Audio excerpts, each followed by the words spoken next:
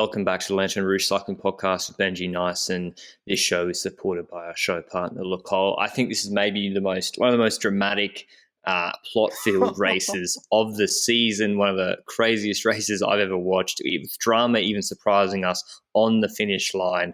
I just can't believe it. The Netherlands coming in with the strongest team ever for this hilly one-day race. 135 Ks long. The main climb is the Dulci Road, 4.7 Ks, 6.5%, rolling ridgeline, Kagasaka Pass, 2 Ks, 5%, then a descent, and then a rolling run in the same one we saw with the men yesterday with like 1,500 metre, 5% climbs on the Speedway circuit near Fuji.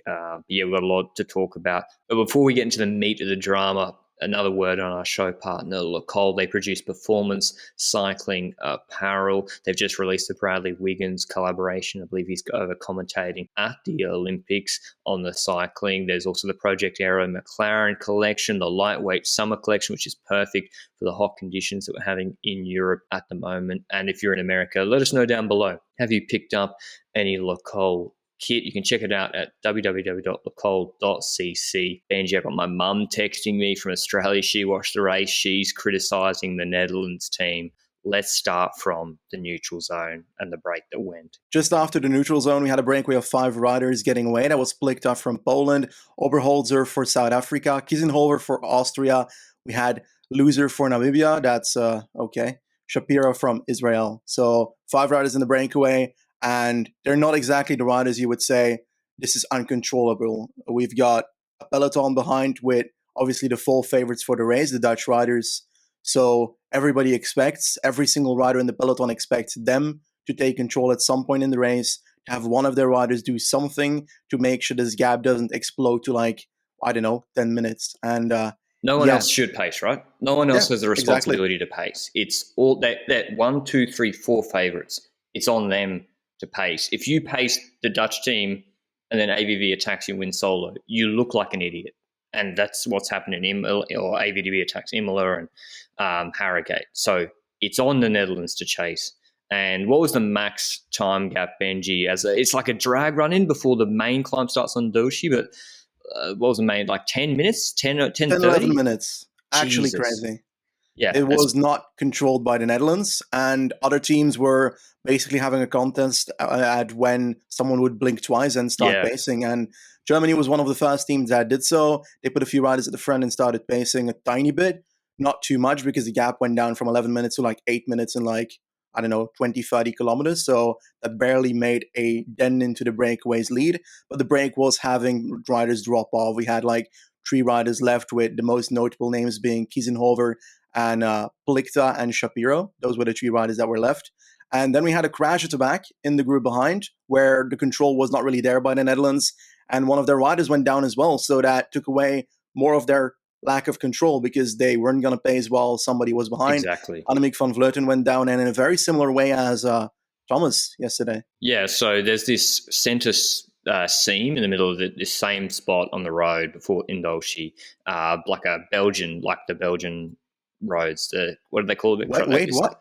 There's on some of the cold races. Are you insulting my roads? I am. Well, the cement ones, when there's the crack of death in the middle. The seam in the middle. Yeah.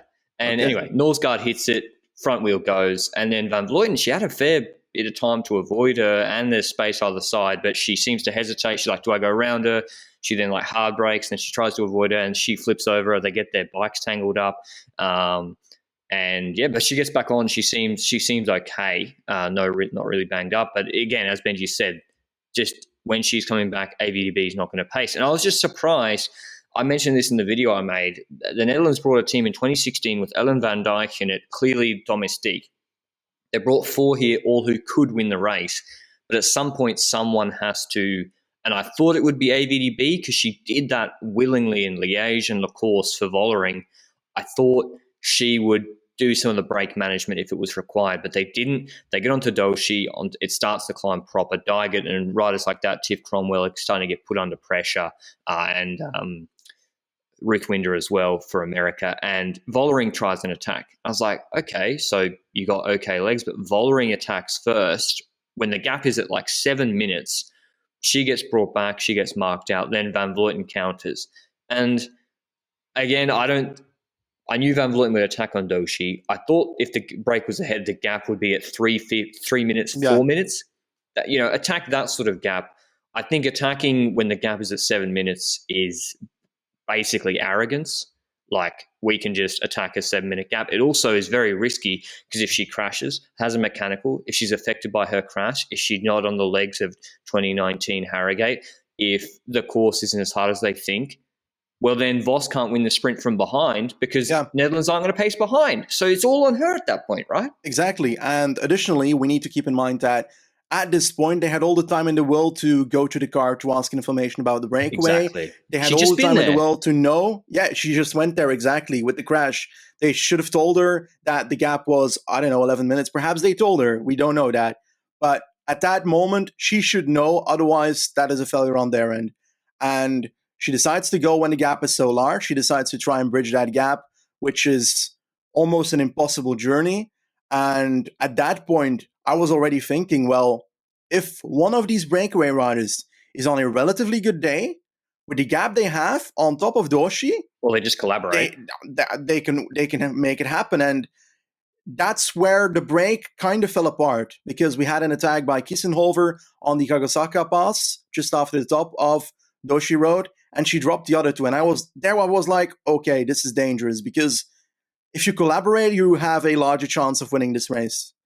And you all three could go to medals. But apparently she felt strong enough and she decided to go there. And from that point onwards, that entire tactic would be based on, is it good? If she wins, yes. If she doesn't, no. Well, yeah, and it's not. What's the point in bringing two fast women, Vollering and Vos, to then have a strategy where you don't really bring them into play at all? Yeah. Bring a domestique then to control the break more. It makes no sense. And then we basically have, as Benji said, Kiesenhofer goes clear. She's a PhD, maths doctorate. She Cambridge. Went to Cambridge, with PhD in Catalonia, I think. She makes the calculation on that climb. And yeah, I thought it was risky. I was like, oh no, you're going to actually put the medals in risk. But she went solo, TT rider. She hasn't done a race this year except the Austrian national champs. She's presumably, unfortunately, the economic conditions in the women's peloton, unless you're top rider versus being a PhD maths professor in Lausanne, I can see why she probably turned down contracts. But yeah, she hasn't done a race this year apart from Austrian national champs, but she's going so strong. Drop Shapiro is a pro rider for Canyon SRAM, and Van Vleuten's just dangling Benji. 5 minutes for like 45 minutes. And if you see someone, to close that sort of gap, you need to be eating in quickly. And if you're not eating in 20 seconds quickly, you got to pull it. But the thing is, did you see anyone on a moto holding up signs? There's no team radios. I don't think the car even allowed to go into the gap? I'm not sure the car was allowed to go there, but I am aware that there was a certain moment where she was shown something and she responded something along the lines of, whoa, okay, that's still a lot. But then she made a movement that she was like pointing behind her. And it was super confusing. Like, I don't know if she knew at that point how much the gap is, but she should know. Like, she just attacked from a group that was 8 minutes behind, where she just crashed and was at the car. So at that point, you must know the gap. If it's like 10 kilometers later, your gap is not going to be suddenly 1 minute to the breakaway. Like, the only information that she knows is that there is a break ahead. She should on paper know how many roughly, unless she and the team of the Netherlands didn't count at all how many break riders were caught throughout the parkour, because that's kind of important in a race without radios. And the gap couldn't have been that much smaller than 8 minutes, couldn't have suddenly been 2 minutes, because she only went into the attack for like 5 to 10 kilometers at that moment. So on paper, she should know that the gap is still significant at that point. The only thing she can't know is that Kiesenhofer dropped the other two riders at that point. But she knows there's three. Yeah. She knows there's three up the road. She just doesn't know that they've broken up into groups. So Van Vleuten being like 40 seconds ahead of the peloton, and the peloton was not cooperating. The cooperation was terrible. Poor Olga Zabelinskaya, the Uzbek, who won bronze in the Olympic road race in 2012. She's a vet, I think, like 41, still going really strong. She was pacing. She doesn't even have any teammates. She was the one pacing. half the time. And then other riders are coming back. We see Dijkert coming back, I think. And we're like, well, this group's going so slowly. And they're only 30 seconds behind Annemiek van Vleuten. So the stasis of Van Vleuten being ahead, not catching the break, and then Netherlands not helping behind, no cooperation, basically allows Kiesenhofer to just keep doing a pace and keep that gap. And eventually Dijkert, I think, Benji, was the one who put the hammer down and caught Van Vleuten on like the descent off Kagasaka with 30, 25 Ks to go. Yeah, and honestly, I didn't see it going well anymore. Like 4:30. Yeah, 4:30 gap is not enough. It's too much. And like you said it earlier. You've got Van Vleuten that had that gap. She eventually had to get called back up by the peloton. And this is where tactics come into play again. You're with 4 in the front group at that point with the Netherlands. 4 riders. What do? You don't attack. You decide, what are we going to do? You talk to each other. And then you decide, okay, who's going to sit up for the sprint?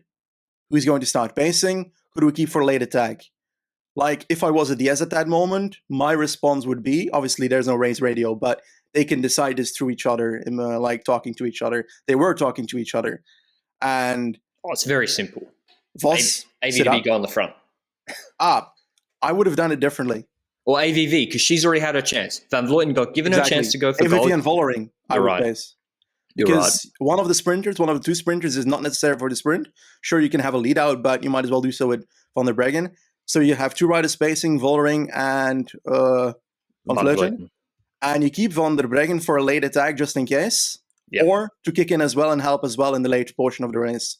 Vos sits up for the sprint. That's it. There is your tactic. And they didn't do that. They decided to keep on attacking for the next 20 kilometers, attacks going left and right by other people. They, for like 10 kilometers, didn't do anything. They just sat up while other attacks were going on. I didn't get it. I didn't understand, because we still have 3 riders ahead of them. They haven't caught Shapiro and Pilcher at this point. So I was like, I thought Van Vleuten was riding incredibly selfishly. I was like, you've had your chance to go for a solo attack. It's not worked. You've dangled. Now you need to pull the brake back. Vos was looking really, really good. And yeah, she didn't. And we still have this gap. Like, now it's hanging at 4 minutes because no one's pacing. They get to the last, I don't know, start to get to the last circuit. And we see the Shapiro and is it Pilcher, Benji? They're perishing in the heat. They're going backwards. We start to see other teams start attacking. But we're into like 15 Ks at this point. The gap is still 3:30. You're not going to bring back unless Kiesenhofer cramps. You're not going to bring it back. And they bring back Shapiro and Pilcher on the circuit. Eventually, with like 10 Ks to go, AVDB and Vollering had started to pace a little bit, roll turns, and then they stop. They stop pacing, and then they start to roll attacks with Van Vleuten, even though Kiesenhofer is now 2 minutes 30, 2 minutes 50 up the road. And it was already done at that point, because there was so many opportunities in the last 25 Ks where Netherlands didn't take control, didn't pace. When Van Vleuten came back, I was like, why aren't you doing a team time trial? But anyway, Kiesenhofer goes solo. There's nothing really much else to say, and wins the gold medal by like a minute behind, with Van Vleuten and Van der Breggen attacking and countering, and then ELB Longoborghini countering. And what came next, Benji? When you were watching AVV come over a minute later, what did she do over the line? She started celebrating. She started celebrating way too much for silver. And for a rider like her, in the team that she is, the only thing she should be happy with is gold as a team. And she crossed the line and she started celebrating like crazy. And I was like, something's off here. Something has to be off here. We had other riders coming in, ELB coming in for bronze. We had Kopecky just missing out on the podium and does the medals. And unfortunately, like a good 2 minutes later, we see her saying to the camera in Dutch, "Kut, ik wist het niet," or something like, "Shit, I was wrong." And that is a mistake, you know. She thought she was riding for victory, for gold. She thought for 45 seconds that she was the winner of the Olympic golden medal. And it was, in that light, their tactics once they catch Shapiro makes so much sense. Yeah. Where they have, in a group, they use their numbers to attack. They think they're going for gold. Same with Kasia Niewiadoma, I guess. She started to attack going for gold. Their tactics in that light start to make a lot more sense. We saw Vos shaking her head. I just maybe this is a problem with not having race radio or team radios that, or no one holding up a board communicating. But the thing is, Kiesenhofer was solo from those group of two for like an hour plus. It's not like she attacked off those two riders in the last 5 minutes or 5Ks and went solo. They should have known or had an opportunity to know she was solo. AVDB was at the back of the peloton for ages, Benji, doing nothing. Like, she had an opportunity to go back to the car. And I think this is just a fuck up of monumental proportions for the Netherlands, to be honest. Yeah, and Van der Breggen's words after the race were, I tried to count who they had caught and thought they had everyone. The tactics weren't wrong. We just had not the right info. With our info, we did all the things right. That's not right. It's completely wrong. It's completely, like, to blame it all on the race radios and the lack of communication is wrong, because you gave the break 10 minutes, 11 minutes, when you could have just, if AVDB and Vollering wasn't on a good day, they could have managed that gap to cap it at 7 minutes, and then they still win. They win easily. So how does the race radios excuse the arrogance of attacking with Van Vleuten across a 7-minute gap and then creating more problems for themselves? Like, that's not good strategy, Benji. And I guess maybe you can excuse them in the last 10 kilometers not knowing. Yeah, but you can't excuse them for all the tactics that happened beforehand, like you said. The initial point of them giving a breakaway like that to 11 minutes is just, it's not very intelligent. And like, we know that they need to take control or nobody will, and they decide not to, and well, that's what they get for it. They had a race that was basically made for their team. There were some other people that had an opportunity, but most likely a Dutch rider would win if they played it better at the start, and they didn't. So they lost because of that, and I will not accept the excuse of our race radio is the issue here. It's part of the problem, sure, but it's a problem that you knew beforehand and that you weren't prepared for, to have the information across the entire board. And as a consequence, you weren't able to act on the correct info right on time. And beforehand, when you had the info, you didn't react on time either. So I don't care. The winner deserves it. Anna Kiesenhofer, absolutely godlike victory. Crazy she doesn't level. have a team, hadn't had a team since 2017, Lotto Soudal, where she decided to deny a contract to become a mathematician. And she's now working at Swiss Institute of Technology, something like that, as a side hustle next to cycling. And I think, honestly, bloody amazing. It's kind of sad, actually. Yeah. It's sad that we have these talents who are able to do a 130K solo, drop professional rider, World Tour riders, and beat the Netherlands team on their own. Anna Kiesenhofer, 30 years old, still in her prime, and the economic conditions in women's cycling are not good. Like, obviously the trade-off to be a maths professor, she made that decision, or maybe it's not about the money or whatever, but or the stability, but she's clearly talented enough to be riding at World Tour level. And that's a shame, but it's also incredible for her. Like, imagine if you're one of her students and your professor just straight up did 130K solo to win Olympic gold. She would have been 1,000 to 1 or something, and she's not even on a pro team. A crazy story. And I think I accept maybe AVDB got bad information about the gap to Shapiro and co, but the Netherlands' approach was the people in the break are complete scrubs.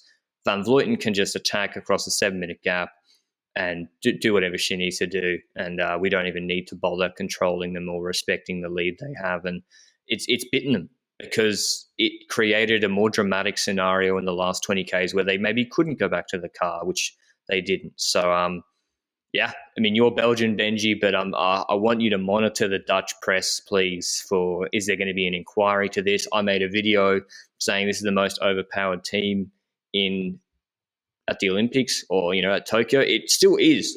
They literally won every hilly one-day race this year. The team is ridiculous. And do you think it's as simple as not bringing someone like Ellen van Dijk, the glue to keep it together? Yep, exactly. And the breakaway riders in this race kept on asking how much a gap was in the peloton. Well, that doesn't seem to have been the case, because even in Lizzie Deignan said, the strongest rider won, referring to Van Vleuten. So it wasn't only the Dutch team that didn't know, and that's what surprises me. Like, how many of the peloton would know and how many didn't? And I'd love to get like a survey post race about this and but get the the solo data. riders can't go back. Yeah. Netherlands have 4. One has to go back, right? Like Dijkman maybe doesn't have a teammate. But you posed a question to me off air. Do you think this is even good, not having race radios, having this bizarro result when for the rest of the year they race with race radios or team radios? I think this is bad for cycling, because you've got an entire sport of cycling where race radios are allowed, and then in the Olympics, where that sport is supposed to be consistent with the entire season, otherwise you won't have a representative winner. There you don't have race radio. That's not representative of the sport, and that shouldn't be the case. That's my opinion on that. That's dumb, but that doesn't excuse what happened today for the Netherlands. They fucked up, and well, it's kind of their problem now. I'm happy for Austria and for Kiesenhofer. Yeah, it's crazy. Conrad winning his first Tour de France stage now, and first one for Austria in a while. And now Kiesenhofer taking Olympic gold. This is one of the biggest upsets ever in Olympic history, I think. I know that's probably it is. She's literally not even on a pro contract. And someone just messaged me on Instagram saying it's a reverse Stephen Bradbury, like the Australian ice skater. I don't think that's the case, because Kiesenhofer was mad strong. She dropped World Tour riders and she just got underestimated as well. And I should probably read out the top 10 results we're getting for completeness. Kiesenhofer first, only a minute 15 ahead of Van Vleuten. That gap was certainly closable if they worked in the last 30 cohesively or did a little bit more work. At least Longaborghini third, taking bronze, 129. Then Kopecky, fantastic result from Kopecky. Might have a word on her in a second. Benji, then Vos, Brennauer, Rivera, Cavalli, Zabelinskaya. It's good to see her in the top 10 after all the work. Ludwig, 10th. But Kopecky, Benji, are you surprised she got over those hills so well? And I guess if they catch the break, or if it's let out for a Vos sprint, she would have been a medal lock. Honestly, I thought that people overrated the Dow. She rode a tiny bit when it comes to like the damage that it would do to the peloton before the race. And I was getting scared when we got closer to the race that I was wrong about it. Like, people are keeping up telling me like, oh, they're going to destroy this entire peloton. After it, they're going to have 5 riders on top 10 riders. And that was not the case. The peloton stayed closer together and so forth. And I forgot your question. What was it again? I'm trying to get you to hype up a lot of Kopecky. I'm getting paid by the Belgian government, and you're not even doing it right. I forgot. Okay, Kopecky was still in the group, and I don't know. The problem with Kopecky is that a lot of the times this year she had a puncture before she was supposed to do a climbing area in a race, and therefore I didn't have a good recent knowledge of if she would make it over. But I'm glad she did, because now we know for the rest of the races. So that's awesome. She missed out on the podium, but hey, she's got lots of races she can do well in for the rest of the coming years. So I'm still hyped about it. Yeah, what a race. I mean, we were expecting it. I was thinking, oh, maybe it'd be a little bit boring, but crazy drama. Maybe if we put race radios in, that doesn't happen. But otherwise, for the TT, Dygert's looking pretty good. Dygert came back. I mean, she's barely done any road races this year, and she caught back on and was looking really strong, eating into the gap. So she eventually dropped herself pretty much in the run-in. But yeah, I'll be interested to see how Dygert goes in the TT against Anna van der Breggen later or at the start of next week. But yeah, any last thoughts, Benji, on this race? Have you seen anything on Twitter? Any excuses? Anything that might temper what our criticism? Yeah, I don't know. It was nope. On honesty, the race started off pretty boring. Like, I thought, okay, this is not really that entertaining, and then suddenly it became hella hilarious. So I enjoyed it a lot. I enjoyed it way more than if the tactics and the finish and the outcome of this race would have played out differently. But there's one thing that I don't like about today. That's this kind of race is not good advertisement for women's cycling. And I would much rather have a Liège-Bastogne-Liège race with the viewership that the Olympics has. I don't know what the numbers are going to be, but I think it's going to be big because it's worldwide. Every single country watches the Olympics, basically. So I would much rather have an LBL be representative of women's cycling in such a large viewership because I wanted to do well, and I'm a bit afraid of the outcome of today because it's a bit of a joke. Yeah, and also if AVV did win and just bridged across solo, that also I don't think is a great look either. Yeah. Whereas we have races like, as Benji said, Liège, really good tactics from SD Works, dropping Vos, leading out like selfless riding from Van der Breggen, Le Course, super exciting. So yeah, it is a shame in that respect because this stuff can happen in the men's race as well, of course. But yeah, let us know down below. Do you think there's some excuses for the Netherlands team, or do you think there's going to be a national inquiry when they get home, if they're allowed home? Well, they should just ditch the entire plan of having their best four riders at the race and just take four riders from SD Works, and they'd have a better result. They can't. What do you mean? Oh, you mean like? Well, I guess there's Majerus. Majerus is Luxembourg, mate.